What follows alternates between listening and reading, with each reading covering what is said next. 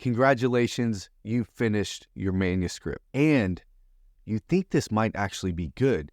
It might actually be publishable if you get some work done on it. And so you talk to your spouse, you talk to your partner, and you convince them to let you set aside some money to actually start moving towards publication.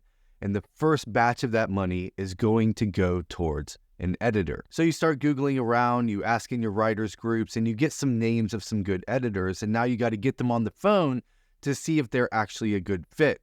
So now what do? In this video, I'm going to give you the 6 questions you should ask an editor before you turn over any money to them to edit your manuscript.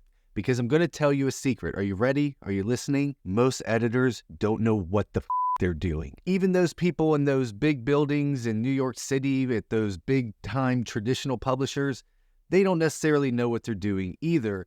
And Sean Coyne, the creator and founder of StoryGrid, who's been writing and editing and researching about story for over 30 years, way back in the early 90s when he got his first job in traditional publishing, he showed up assuming they would show him how to be a great editor, that there was some kind of system or process to this. And instead, what he found was this same type of BS advice that's given to writers. So writers are told to just read a lot and write a lot and you'll figure it out.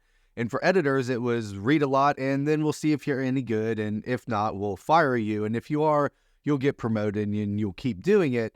But there's really no system or process. You just either got it or you don't. So of course, this didn't work for Sean. He wanted to actually have a systematic way to do this, which is why he developed StoryGrid. But if that's the case, what are these editors doing? Both the independent editors you can hire directly and the editors working at traditional publishing. What are they actually doing? What you often find working with these editors is when you get their notes back, it's often lots of kind of random notes and individual scenes, and then you'll get this letter about the whole overarching idea of the story, but a lot of times it's their feelings and it's a little soft and you're not really sure what to do next with your manuscript. And at the end, you're just kind of left feeling like, I don't know, is their advice good? Is it bad? Do I really know what to do next? And the most frustrating thing about this whole process is that if you hire 5 different professional editors, you're going to get 5 very different opinions, 5 very different types of feedback on your book, and they're not even going to go together. So how do you know who to trust, who not to trust? Because it feels very subjective. And it often is depending on the editor. But here's the truth. There's an actual objective difference between a story working and a story not working. There are actual objective, not subjective, objective things that you can apply to stories to find out what's working, what's not working, and what needs to be fixed. And if you're revolting against this whole idea that stories are objectively working or not working, let's just jump over to a different creative act like music. So there are a certain way to arrange notes in any kind of music that work, and a whole lot of ways, way more ways to arrange them in a way that doesn't work. And if we're all listening to music and something goes wrong, we can all feel it. And an expert can look at it and tell you exactly what's wrong and what's right with that music. There are objective standards of music that works and music that doesn't work, and we can hear it when it's wrong. Inside those objective parameters of music that works and music that doesn't work, there are an infinite number of possibilities of creating music. Obviously, there's lots and lots of music that's created that works, and it's all completely different. And then we get to talk about subjectivity, because you may like some music that I don't like, and vice versa, but it's inside of these bounds of working and not working. And here's the thing, the same goes for storytelling, the same goes for writing and creating manuscripts. There are objective measures that you can apply to stories to find out if they're working or not working. And it doesn't matter if me, the editor, likes or doesn't like your story, we can still look at it objectively to find out if it's working or not working. So, first of all, you got to find an editor that actually believes that this is an objective process of looking at your story to find if it's working or not working. But how do you know if that's actually the case? This is where we come to these 6 questions that you should ask your editor to find out if they're worth hiring for your manuscript. The first question you ask your editor is, what is your definition of genre? How do you know what genre a book is? How do you know if a book is abiding by the rules, obligatory moments, conventions of that genre? Your editor should be able to give you a clear, straightforward definition of genre and be able to tell you what they look for to see if a book is working by the obligatory moments and conventions of a genre. If they can't do that, that's a problem. Question number 2, what is an object of desire? How does this apply to storytelling? How does it apply to developing your characters in a story? And how do you check for objects of desire from a scene-to-scene level and a full macro storytelling level? Question number 3, what are the units of story?